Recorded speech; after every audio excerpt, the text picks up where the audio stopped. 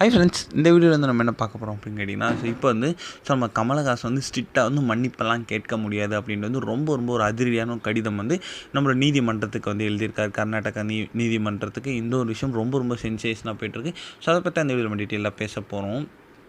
இப்போ வந்து நடிகர் கமலஹாசன் அவர்கள் வந்து தக் லைஃப் திரைப்படத்தில் நாளை மறுநாள் வந்து ரிலீஸ் ஆக போகுதுங்க. ஸோ அந்த நிலையில் வந்து இப்போ வந்து கர்நாடகாவில் அந்த திரைப்படத்துக்கு தடை போடப்பட்டிருக்கு. ஸோ தமிழிலிருந்து தான் கன்னடம் பிறந்தது அப்படின்றது கமல் வந்து ஒரு கூறிட்டார். அதனால் வந்து இப்போ வந்து அந்த நாட்டில் இருக்க சில பேர் வந்து கண்டிப்பாக நீங்கள் மன்னிப்பு கேட்க வேண்டும் அப்படின்ட்டு வந்து அப்போ தான் வந்து தக் லைஃப் திரைப்படத்தை வந்து வெளியிடுவோம் அப்படின்ட்டு சில அமைப்புகள் வந்து அங்கேயே வந்து போராட்டம்லாம் நடத்திட்டு இருந்தாங்க. ஸோ தடைக்கு எதிர்ப்பு தெரிவிக்கிற விதமாக வந்து கமல் வந்து நம்மளோட கர்நாடகா உயர்நீதிமன்றத்துக்கு வந்து வழக்கு தொடர்ந்திருந்தார். ஸோ நீதிமன்றத்துலேயும் வந்து கமல் வந்து மன்னிப்பு கேட்டால் தான் அனுமதி அப்படின்றது கண்டிஷனாக வந்து போட்டாங்க. அதனால் வந்து கமலஹாசன் வந்து ஒரு கடிதம் வந்து அனுப்பியிருக்காரு. ஸோ ஆனால் வந்து அதில் தனது பேச்சு தவறாக புயழ்ந்தப்பட்டது அப்படி.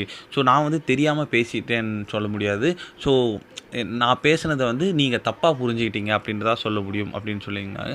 அதுக்கு வந்து நீதிமன்றத்தில் வந்து ஒரு கேள்வி எழுப்பியிருந்தாங்க. ஸோ இந்த லெட்டரில் வந்து மன்னிப்பு அப்படின்ற ஒரு வார்த்தையே இல்லையே அப்படின்ட்டு.